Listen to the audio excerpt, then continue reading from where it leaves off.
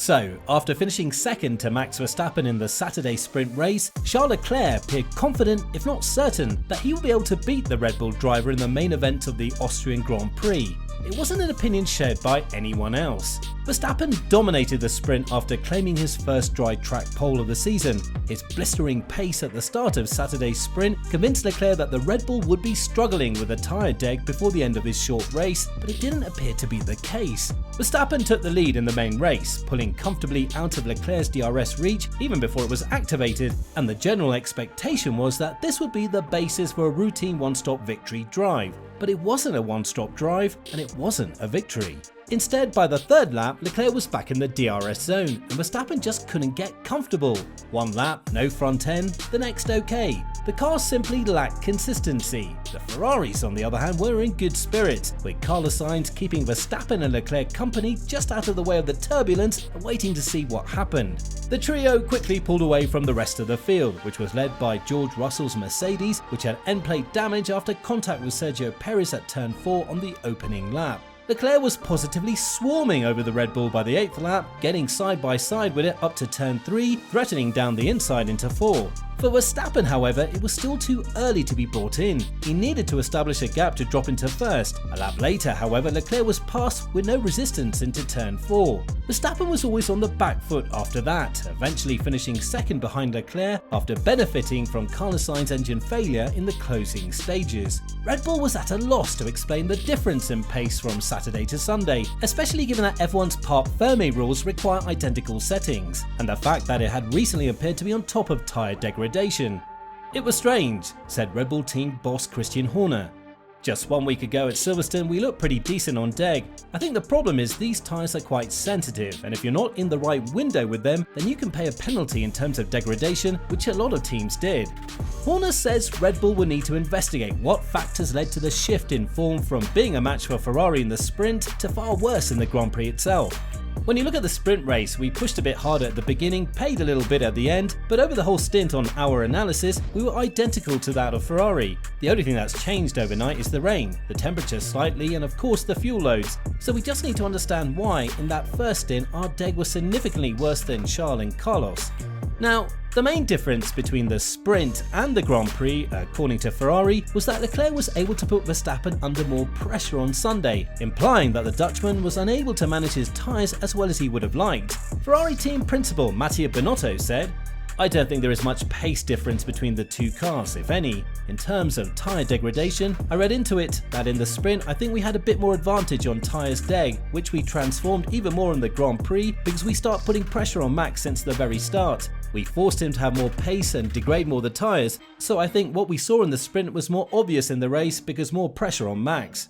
In fact, the tyre deg was so much higher than expected that the two-stop strategy began to emerge as the fastest strategy for everyone, not just Verstappen. Even before Leclerc and Sainz were brought in for their new hards on laps 25 and 26, Ferrari had decided to switch to it. The fact that Leclerc did not simply sit within a few seconds of Verstappen and wait for him to pit out of the way, but instead immediately launched attack on him, passing the Red Bull for the second time on the 33rd lap, was a dead giveaway. Leclerc had rejoined 5.5 seconds behind and had only 7 laps to catch and pass. If Ferrari had stayed on the one stop, Verstappen's two stop would have easily beaten its cars. It made the correct decision to switch. Ferrari's better tyre deg allowed for much better spacing of those two stops, and as they ran out of sync, Verstappen regained the lead as the Ferraris made their second stops 12 laps after his. Then for the third time, Leclerc was able to simply catch and pass the Red Bull. On lap 58, Sainz was on the verge of doing the same when his power unit failed in the same way that Leclerc's had in Baku. With the rear end quickly engulfed by flames, it appeared that a safety car would be required. As it turned out, only a VSC was issued because the fire was quickly extinguished and the car was wheeled away. Both Leclerc and Verstappen pitted under the VSC for new mediums, and when racing resumed, Verstappen was briefly faster than Leclerc, cutting into Ferrari's 4-second lead and setting the race fastest lap in the process. Even more concerning for Ferrari was Leclerc's report of a throttle problem. It cleared briefly, then returned. It wasn't releasing cleanly as he lifted his foot for the braking zones. As a result, the downshifts were delayed and Leclerc had to adjust his driving accordingly. It held out and Leclerc returned to the top step of the podium for the first time since the Australian Grand Prix in April. So, the 3 days in Austria confirmed that Ferrari still has a lot of work to do before it can truly compete with Red Bull. Indecisive team orders and pit stop strategy leave much to be desired, while reliability remains a major concern. Because of these flaws, the Scuderia failed to inflict maximum damage on points leader Max Verstappen and his team last weekend. Nonetheless, it has now won 2 consecutive races. The RB18's flaws are few and far between, but despite mid-season updates, it remains a hefty beast, exceeding in the 798 kilo dry car and driver minimum threshold. Those extra kilograms are most noticeable when the machine is at its leanest. Running on fumes during qualifying or at the end of the race ensures that the excess fat contributes a greater percentage of the total curb weight. As a result, while Verstappen's scruffy final Q3 flyer had been enough for pole on this occasion, his pace in the dying laps of the sprint had notably dipped when the bulk was on display. This also contributed to his tyres degrading faster than pursuer Leclerc's. These factors gave the Monegasque a genuine chance to win the race, with more laps available to close the gap and launch an overtake if he stayed within striking distance of the pole sitter. That mission, which had seemed unlikely before the race, was aided further by early Sunday morning rain, which washed the track of its rubber and grip, exaggerating tyre wear. Christian Horner stated as much. The degradation when you look at the sprint race, we pushed a bit harder at the beginning, paid a little bit at the end, but overall the whole stint we were identical to that pace of Ferrari. The only thing that's changed overnight is the rain, the temperature slightly, and the fuel loads.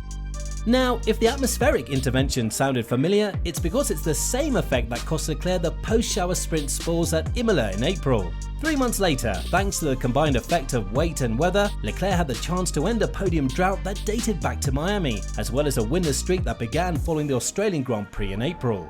Various international media outlets have provided their thoughts on the Austrian Grand Prix, with much emphasis on Ferrari's future prospects. After a string of bad luck, it was natural for Leclerc's first win since Australia to draw much praise from across the globe. The BBC, for example, said, "The black cloud of misfortune that has been hanging over Charles Leclerc since early May finally lifted, and he took advantage to make a powerful statement as he pulled off a dominant victory in the Austrian Grand Prix." Grand Prix victories don't come much more convincing than this one, especially against a rival as formidable as Verstappen and Red Bull. Leclerc overtook Verstappen no less than 3 times on his way to victory as the Red Bull struggled with excessive tyre degradation and was forced into a sub-optimal strategy. And with Ferrari having won back-to-back races, the Italian newspaper Gazzetta dello Sport expressed optimism for the future pace of the title battle.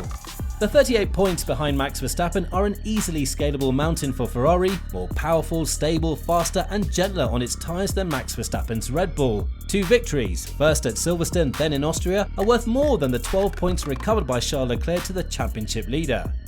But how much of what we saw in Austria actually reflects how Ferrari and Red Bull compare? As always, all we can do is speculate. Both teams demonstrated their flaws, Red Bull with their tyre degradation and Ferrari with their reliability issues. The championship appears to be a toss-up at this point. But what are your thoughts? Which team do you think is on top? Do you believe Red Bull has what it takes to maintain their lead in both championships, or do you believe Ferrari is due for a comeback? We'd love to hear from you in the comment section below.